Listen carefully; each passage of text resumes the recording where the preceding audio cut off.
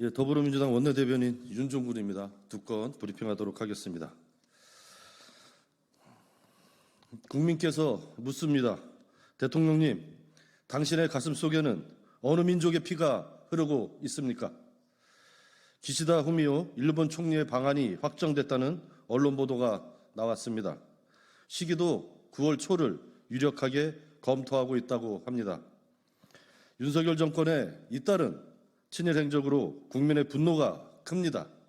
더욱이 다음 달 열리는 자민당 총재 선거에 불출마해 퇴임을 앞둔 총리입니다.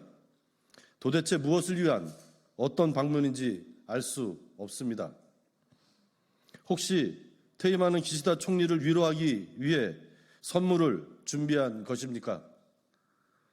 윤석열 대통령의 최근 행보를 보면 한일 군사협력을 못 받거나 독도 영유권을 둘러싼 양보를 하지 않을지 두려울 정도입니다.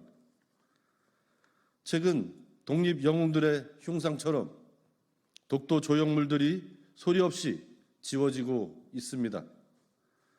윤석열 대통령이 자화자찬하는 한일 협력 강화의 대가가 독도는 아닌지 의심할 수밖에 없습니다. 독도도 중요한 건 일본의 마음입니까?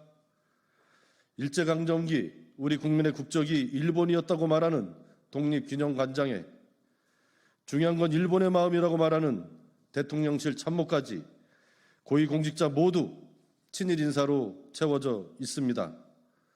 일본에 내일은 또 무엇을 내줄지 국민은 불안하기만 합니다. 국민께서 묻습니다. 윤석열 대통령님, 당신의 가슴 속에는 어느 민족의 피가 흐르고 있습니까? 친일 인사를 중용하고 독도를 지우는 목적이 도대체 무엇입니까? 국민께서 두 눈 부릅뜨고 지켜보고 있습니다.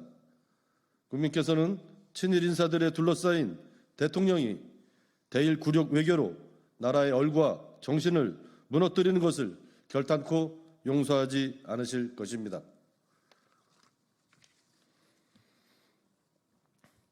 국회는 쓰레기장이 아닙니다.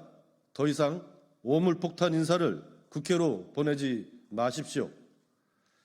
인사청문회를 앞두고 양대 노총 등 노동계의 90%가 김문수 후보가 장관 자격이 없다고 응답했습니다.